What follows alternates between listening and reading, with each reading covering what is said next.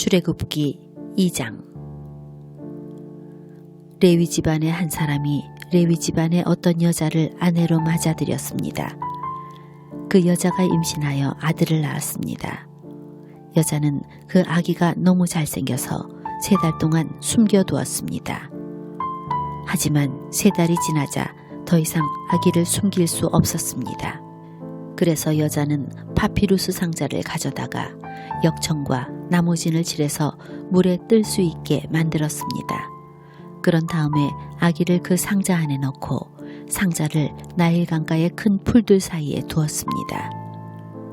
아기의 누이가 얼마쯤 떨어진 곳에서 그 아기에게 무슨 일이 생길까봐 지켜보고 있었습니다.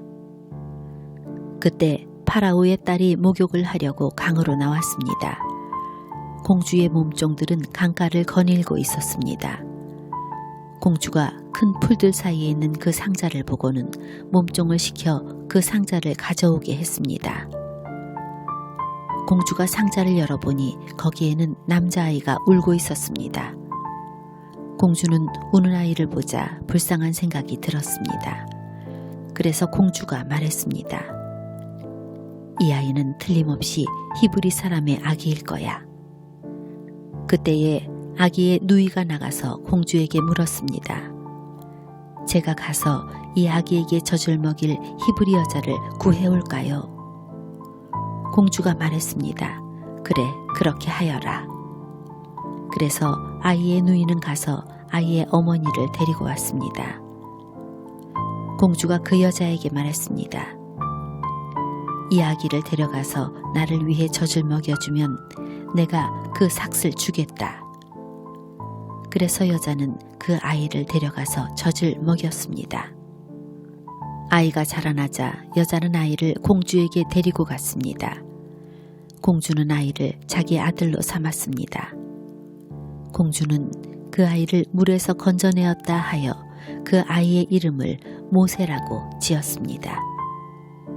세월이 흘러 모세는 자라 어른이 되었습니다. 어느 날 모세는 자기 백성인 히브리 사람들을 찾아갔습니다. 모세는 그들이 힘들게 일하는 모습을 보았습니다. 또 어떤 이집트 사람이 자기와 같은 백성인 히브리 사람을 모질게 때리는 것을 보았습니다. 모세는 주변을 살펴서 아무도 없음을 보고 그 이집트 사람을 죽인 뒤에 그 시체를 모래에 파묻었습니다. 이튿날 모세가 다시 나가니 히브리 사람 둘이 서로 다투고 있는 모습이 보였습니다.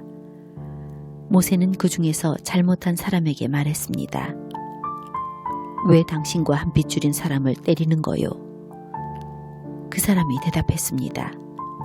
누가 당신을 우리의 지도자와 재판관으로 세웠소? 그래, 이집트 사람을 죽이듯이 나도 죽일 생각이요?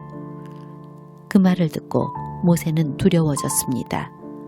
모세는 내가 한 일이 타로났구나 하고 생각했습니다. 파라오가 모세의 일을 듣고 모세를 죽이려고 찾았습니다. 그러나 모세는 파라오에게서 달아나 미디안 땅으로 도망가 살았습니다.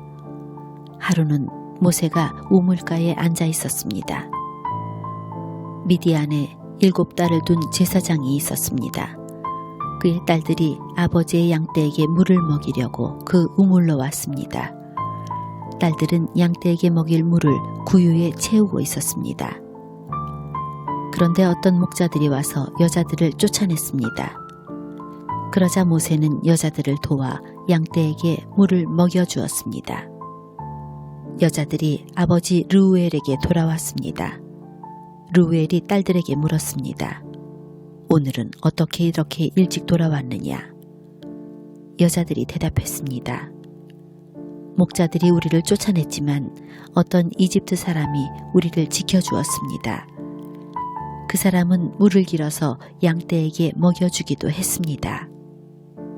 르우엘이 딸들에게 물었습니다. 그 사람은 어디에 있느냐? 왜 그 사람을 그냥 두고 왔느냐? 그 사람을 불러서 음식을 대접하도록 하여라. 모세는 르우엘의 집에서 사는 것을 좋아했습니다. 르우엘은 모세와 자기 딸 십보라를 결혼시켰습니다. 십보라는 아들을 낳았습니다. 모세는 자기 땅이 아닌 곳에서 나그네로 살고 있었기 때문에 그 아들의 이름을 게르솜이라고 지었습니다. 세월이 흘러서 이집트 왕이 죽었습니다. 이스라엘 백성은 강요에 의해 너무나 힘겹게 일했기 때문에 신음했습니다. 그들이 도와달라고 부르짖었더니 하나님께서 그들의 소리를 들으셨습니다. 하나님께서는 그들의 소리를 들으시고 아브라함과 이삭과 야곱에게 하신 약속을 기억하셨습니다. 하나님께서는 이스라엘 백성의 고통을 보시고 그들에게 관심을 가지셨습니다.